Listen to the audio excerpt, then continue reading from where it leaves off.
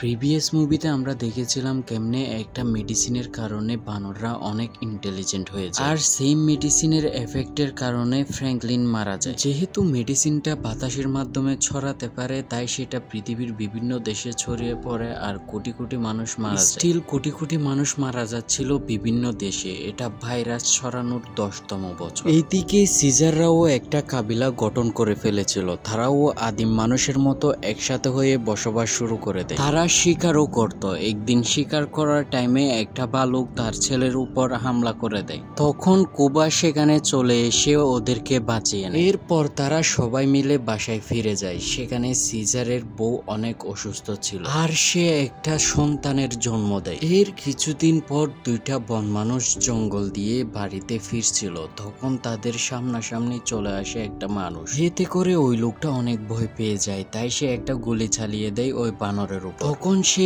গুলির আওয়াজ অনেক দূর পর্যন্ত চলে যায়, আর পাশে যে বানরটা ছিল সেও একটা চিল্লানি দেয়। এতে করে মুহূর্তের মধ্যে সব বানর মিলে ওই লোকগুলাকে ঘেরাও করে ফেলে। আর সেখানে সিজার চলে আসে। সে সবাইকে শান্ত হতে বলে। লোকগুলা তখন ওদেরকে বলে সে ওদের কোনো ক্ষতি করতে চায় না। তখন সিজার বলে এখান থেকে এখনই চলে যাইতে। ওই লোকগুলা যখন চলে যাওয়া শুরু করে, সিজার তখন কুবাকে ওদের পিছনে পাঠিয়ে দেয় নজর রাখার জন্য। তাড়াহুড়োর সময় ম্যালকমের টিম থেকে একজন তাদের ব্যাগ ফেলে গিয়েছিল। এইদিকে কুবা আর তার 3 সঙ্গী ওই লোকগুলোর পিছু করছিল। ম্যালকমের টিম ব্রিজের ওপার থেকে আরেকজন লোককে উঠিয়ে নেয়। লোকটা ছিল তাদের বস টাইপের। সেই তাদেরকে পাঠিয়েছিল জঙ্গলের ভিতরে, কারণ জঙ্গলের ভিতরে একটা ড্যাম আছে। ওটা চালু করে তারা শহরে বিদ্যুৎ আনতে চায়। কিন্তু এরা যা দেখেছে সেটা তাকে বললে সে বিশ্বাস করতে চায় না। যখন সবাই বলে তারপর সে বিশ্বাস করে। এরপর তারা তাদের আড্ডায় চলে যায়। তাদের পিছন পিছন সিজারের টিমও সেখানে চলে যায়। ম্যালকমের টিম সহ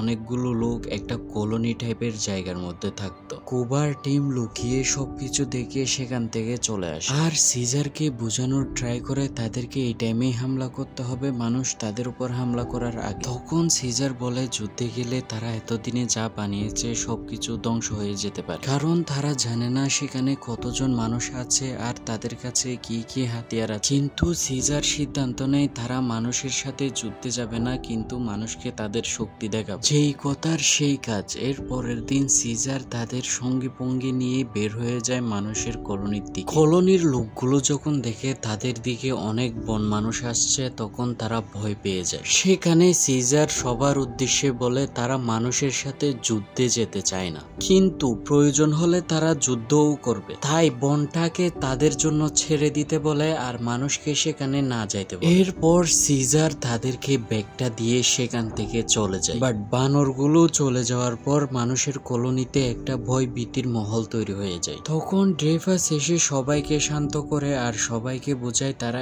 এখনো ওই বানরগুলোর থেকে অনেক বেশি শক্তিশালী, কারণ তারা মানুষ কম হলেও মিলিটারিদের হাতিয়ার সবকিছু তাদের কাছে আছে। আর তাদের ওই ড্যামের অ্যাক্সেস অতি গুরুত্বপূর্ণ, কারণ তাদের ইলেকট্রিসিটি কিছুদিনের মধ্যে শেষ হয়ে যাবে। যদি তারা ড্যাম থেকে বিদ্যুৎ আনতে না পারে, তাইলে বাকি দুনিয়ার থেকে তারা যোগাযোগ বিচ্ছিন্ন হয়ে যাবে। এরপর ম্যালকম ডিসাইড করে সে আবার ওই জায়গায় যাবে এবং তাদেরকে বোঝাবে কেন ড্যামটা তাদের কাছে গুরুত্বপূর্ণ। এরপর সে তার ভ্যান রেডি করে ওই জায়গার উদ্দেশ্যে বের হয়ে যায়। ওই জায়গায় যখন তারা পৌঁছে যায়, সেখানে ম্যালকম বাকিদেরকে গাড়িতে রেখে সে একা ওই কলোনির দিকে যায়। ওই কলোনিতে ঢুকতেই সেখানে সবাই ম্যালকমকে ঘিরে ফেলে।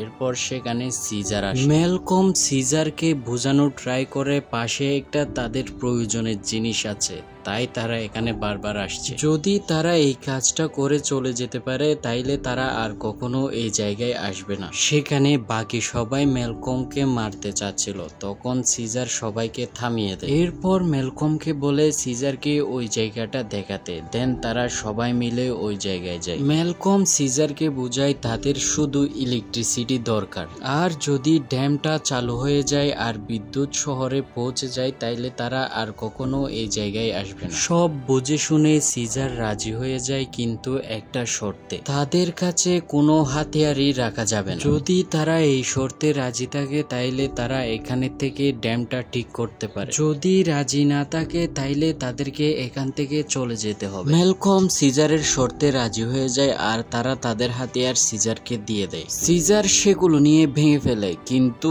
এইদিকে কুবার এই বিষয়টা একদমই পছন্দ ছিল না যে মানুষও তাদের মধ্যে থাকবে, কারণ সে যখন লেবে ছিল তার উপর অনেক এক্সপেরিমেন্ট হয়েছিল, এই কারণে সে মানুষকে অনেক বেশি হেট করে। কিন্তু সে তো আর সিজারের উপরে কথা বলতে পারবে না, তাই তার এই বিষয়টি মেনে নিতে হয়। এর পরদিন তারা ওই ড্যামের ওখানে যায়, সেখানে সিজার জিজ্ঞেস করে কুবা কোথায়। তখন একজন বলে কুবা বলেছিল সে শিকারে যাচ্ছে, কিন্তু কুবা কোনো শিকারে যায়নি, সে মানুষের বস্তির ওখানে চলে যায়। সেখানে গিয়ে সে দেখতে পায় মানুষ হাতিয়ার নিয়ে ট্রেনিং করছে। সে আরো কাছ থেকে সবকিছু দেখার জন্য সেখানে ভিতরে যায়, কিন্তু দুইজন মানুষ তাকে দেখে ফেলে। ওই লোকগুলো কুবার দিকে বন্দুক তাক করে কুবাকে মারতে চায়। তখন কুবা তাদের সামনে একটা নর্মাল বন্য বানরের মতো অ্যাক্টিং করে। এতে করে লোকগুলো বুঝতে পারে এই বানর তাদের কোনো ক্ষতি করবে না, তাই তারা তাকে বের করে দেয়। এদিকে ড্যাম ঠিক করার সময় একজন ভিতরে আটকে যায়, তখন সিজাররা গিয়ে তাকে উদ্ধার করে আনে। লোকটা ব্যথা পেয়েছিল, তাই তাকে মেডিসিন লাগানো হয়। ওই সময় সিজারের ছোট বাচ্চাটা তাদের সাথে খেলতে থাকে। খেলতে খেলতে বাচ্চাটা একটা বক্সের কাছে গেলে ওই লোকটা তখন তার উপর চিল্লানি শুরু করে, কারণ সেখানে একটা বন্দুক রাখা ছিল। তখন লোকটা বন্দুকটা নিয়ে এদের উপর তাক করে দেয়। ওই সময় সিজার ওই লোকটার থেকে বন্দুক নিয়ে তাকে মারতে যাচ্ছিল, কিন্তু ম্যালকম তাকে থামিয়ে দেয়। ডিল অনুযায়ী তাদের এখানে হাতিয়ার আনা নিষিদ্ধ ছিল। তখন ম্যালকম বলে লোকটার কাছে যে হাতিয়ার আছে সে এই বিষয়ে জানতো না, তাই তাদেরকে এবারের জন্য ক্ষমা করে দিতে বলে। কিন্তু সিজার বন্দুকটা নদীতে ফেলে দেয় আর তাদেরকে এখান থেকে এখনই চলে যাইতে বলে। এদের কাছেও আর কোনো অপশন না থাকায় তারা সবকিছু গুছিয়ে নিচ্ছিল, কিন্তু ম্যালকম একটা লাস্ট ট্রাই করতে চায় সিজারকে মানানোর জন্য, তাই সে সিজারের বাসার দিকে যায়। সেখানে গিয়ে দেখে সিজারের ওয়াইফ মারাত্মকভাবে অসুস্থ ছিল। ম্যালকম তার ডক্টর টিমমেট দিয়ে ওর চিকিৎসা করায়। এতে করে সিজারের মনটাও কিছুটা গলে যায়, তাই সে ওদেরকে একদিনের টাইম দেয়, যা করার একদিনের মধ্যে করে এখান থেকে চলে যেতে হবে, দরকার হলে সিজাররা তাদেরকে সাহায্য করবে। সো ম্যালকমও বলে ঠিক আছে, তাইলে তারা একদিনের মধ্যে সবকিছু করে এখান থেকে চলে যাবে। আর যে হারামি লুকিয়ে বন্দুক নিয়ে গিয়েছিল যার কারণে এসব কিছু হলো, তারা তাকে বন্দি বানিয়ে গাড়িতে বন্ধ করে দেয়। এরপর সিজার সহ তারা সবাই মিলে ড্যামের ওখানে কাজ করতেছিল। ওই সময় কুবা চলে আসে। কুবা মানুষ হাতিয়ার নিয়ে যে ট্রেনিং করছে এটার কিছুই বলে না। কুবা বলে সিজার কেন মানুষদের হেল্প করতেছে, মানুষ তো তাদেরকে গুলি মেরেছে, আর পরবর্তীতেও হয়তো মানুষ তাদেরকে মেরে ফেলতে পারে, তাইলে কি সিজারের কাছে বানরের চেয়ে মানুষ বেশি ইম্পর্টেন্ট হয়ে গেল? এই কথা বলাতে সিজার রেগে গিয়ে তাকে মাইর শুরু করে, কিন্তু এরপরেই সে তাকে ছেড়ে দেয়, কারণ তাদের ওখানে একটা রুলস আছে, বানরকে মারে না। এরপর কুবাও তার থেকে মাপ তাপ চেয়ে সেখান থেকে চলে যায়। এইদিকে সিজারের ছেলেও দেখে তার বাপ কেমন করে মানুষের জন্য বানরের বিপক্ষে যাচ্ছে, তাই সে তার বাবার বিপক্ষে হয়ে যায়। আর এইদিকে কুবাও তার পলিটিক্স শুরু করে দেয়। সে সিজারের ছেলের কাছে গিয়ে বলে তার বাবার জন্য এখন বানরের থেকে মানুষের দরদ বেশি হয়ে গেছে, আর সে সিজারের জীবন নিয়ে বয়ে আছে যদি না মানুষ তাকে মেরে ফেলে। তাই সিজারের ছেলেকে বলে সিজারের সাথে অলওয়েজ থাকতে। এরপর দিন কুবা ওই ফায়ারিং এরিয়ার মধ্যে চলে যায়, সেখানে ওই দুই লোকগুলোই ছিল। তারা কুবাকে দেখে ফেলে আর তার উপর চিল্লানি দেয়। কুবা দুষ্টামিয়ার মজা করে লোকগুলোর দিকে এগোচ্ছিল, এতে লোকগুলোও মজা পেয়ে যায়, তাই লোকগুলো কুবাকে আর কিছু করে না। কুবা মজা করতে করতে তাদের পাশে বসে পড়ে। এক সময় মজা করতে করতে তাদের থেকে একটা বন্দুক নিয়ে একজনের উপর ফায়ারিং চালিয়ে দেয়, এতে সে ইনস্ট্যান্ট মারা যায়, আর একজন যে বেঁচে ছিল তাকেও মেরে ফেলে। তারপর তারা বন্দুকগুলো সেগুলো নিয়ে ওই জায়গা থেকে চলে আসার পথে গাড়িতে যে বন্দী ছিল তাকে মেরে ফেলে। এইদিকে ড্যামের কাজ শেষ হয়ে যাওয়ায় সব জায়গায় বিদ্যুৎ চলে যায় আর সিজার ম্যালকমকে একটা উঁচু জায়গায় নিয়ে গিয়ে দেখিয়ে দেয় যে শহরে বিদ্যুৎ চলে গেছে। এই ফাঁকে কুবার লোক তাদের বস্তিতে আগুন লাগিয়ে দেয় আর কুবা লুকিয়ে সিজারের উপর গুলি করে। সিজার দেখে ফেলে যে কুবা তাকে গুলি করছে, কিন্তু কিছু করার আগেই সে গুলিবিদ্ধ হয়ে যায় আর বানরদের বিভ্রান্ত করার জন্য বন্দুকটা ওখানেই রেখে সে লুকিয়ে যায়। বন্দুকটা সিজারের ছেলে দেখে ফেলে, সে তো ধরেই নেই যে মানুষ তাদের উপর হামলা করেছে। এর উপর আবার সেখানে কুবা চলে এসে সবাইকে বলে যে সিজারকে মানুষ মেরে ফেলেছে আর তাদের বস্তিতেও আগুন লাগিয়ে দিয়েছে, তাই তাদের মানুষের উপর হামলা করা উচিত। সিচুয়েশন খারাপ হচ্ছে দেখে মরিস ম্যালকমদেরকে পিছনের রাস্তা দিয়ে পালিয়ে যেতে সাহায্য করে আর কুবা সবাইকে ম্যানেজ করে ফেলে যে তারা মানুষের উপর হামলা করবে, ইভেন সিজারের ছেলেকেও। ম্যালকমরা জঙ্গলে লুকিয়েছিল। এইদিকে কুবা সবাইকে নিয়ে শহরের দিকে চলে যায়। এইদিকে শহরে বিদ্যুৎ চলে আসায় মানুষ খুশিতে পার্টি করতেছিল, কিন্তু এই পার্টির খুশি বেশিক্ষণ টিকে না। তাদের কাছে খবর আসে তাদের হাতিয়ারের গুদামে বন মানুষ হামলা করেছে। সেখান থেকে ওরা সবাই হাতিয়ার লুট করে নেয়। এরপর তারা সবাই একসাথে কলোনিতে হামলা করে দেয়। এইদিকে এরাও বন্দুক নিয়ে রেডি ছিল। তাদের মধ্যে মারাত্মক একটা ফাইট হয়, কেউ কাউকে ছাড় দেয় না।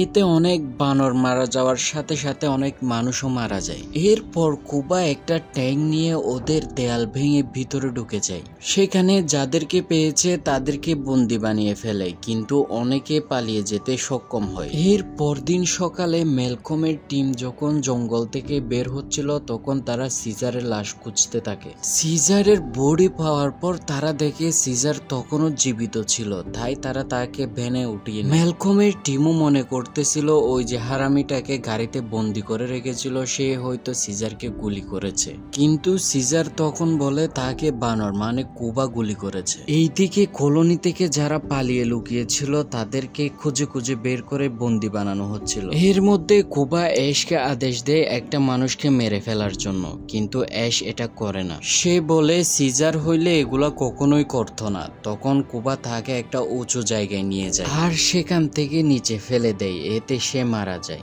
আর বাকিরাও ভয় পেয়ে আর কিছুই বলে না। তারা ম্যাক্সিমাম মানুষকে খুঁজে বের করে একটা জায়গায় নিয়ে এসে বন্দি করে রাখে। এইদিকে সিজার সহ ম্যালকমের টিম তাদের কলোনির দিকে যায়, কিন্তু তারা খেয়াল করে সেখানে আগুন লেগে গিয়েছে। তখন সিজার তাদেরকে একটা ডাইরেকশন দেয়, তারা বের করে নিয়ে যাচ্ছিল। ম্যালকম ওদের থেকে লুকাইতে লুকাইতে সিজারের ছেলের সামনে পড়ে যায়। সিজারের ছেলে ম্যালকমকে কিছুই করে না। তখন ম্যালকম বলে সিজার এখনো বেঁচে আছে। এরপর তাকে সিজারের সেখানে নিয়ে আসে। সিজার তার ছেলেকে দেখে খুশি হয় আর তার ছেলেও তার বাবাকে দেখে খুশি হয়ে যায়। সিজার তার ছেলেকে বলে তাকে গুলি কুবা করেছে। তখন সিজারের ছেলে বুঝতে পারে সে কুবার কথায় এসে কত বড় ভুল করেছে। এরপর সিজারের অপারেশন হয়ে যায় আর সিজারও কিছুটা সুস্থ হয়। আর সিজারের ছেলে সবকিছুর জন্য সিজারের থেকে মাপ চেয়ে নেয়। সে সিজারকে বলে কুবা অ্যাশকে মেরে ফেলেছে আর রকেট আর মরিসকেও বন্দি বানিয়ে রেখেছে। ভয়ে সবাই কুবার কথা শুনতেছে আর যারা তার বিশ্বস্ত তারা তাকে প্রোটেক্ট করতেছে। সবাই যদি সিজারকে দেখে তাইলে আবার সবাই সিজারকে মানা শুরু করে। তখন সিজার বলে সে এখন দুর্বল আর বানররা দুর্বল কাউকে লিডার হিসেবে নিবে না। এরপর সিজারের ছেলে একটা প্ল্যান নিয়ে ওই কলোনিতে যায় আর ইশারার মাধ্যমে মরিস আর রকেটকে তাদের প্ল্যান বুঝিয়ে দেয়। তখন বাসে যারা ছিল তারা সবাই হাঙ্গামা শুরু করে দেয়। এতে কুবার বিশ্বস্ত যারা ছিল তারা বাসের কাছে এসে এদেরকে থামানোর ট্রাই করে। তখন ভিতরের বানরগুলো তাদেরকে ধরে ফেলে আর বাসটা উল্টিয়ে দেয়। এতে ওরা সবাই একসাথে মারা যায় আর মানুষ আর বানর মুক্ত হয়ে যায়। কিন্তু কুবার বিশ্বস্ত আরো কয়েকজন এদের উপর ফায়ারিং করে, বাট এরা ওখান থেকে বেঁচে চলে আসে।